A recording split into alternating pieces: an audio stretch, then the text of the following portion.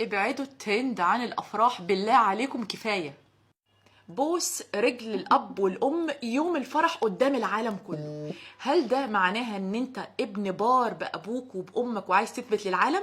مش بالشو اوف على فكره، ده شو اوف ومبالغ فيه.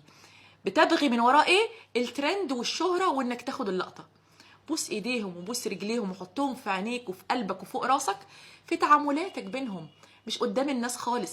بقت حركة بجد أنا شايفة إن هي مبالغ فيها، بل تكاد تكون سخيفة. وعلى فكرة مش هتلاقي استحسان من الناس اللي بتتفرج عليك.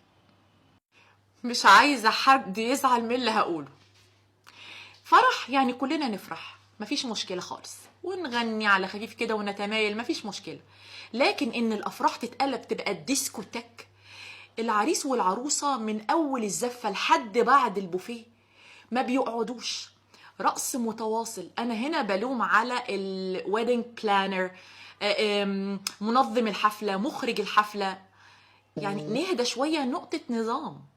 يعني فين فكرة زمان لما كان العريس والعروسة يقعدوا في الكوشة كده كينج اند كوين، عارفين فكرة الملك والملكة، والناس كده تقعد تتهافت وتبص لهم كده تملي عينها منهم؟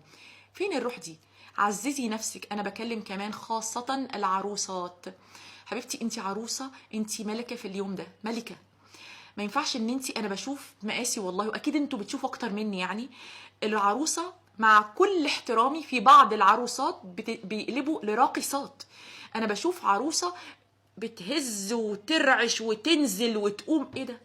مش دورك خالص. انت عزيزه في اليوم ده.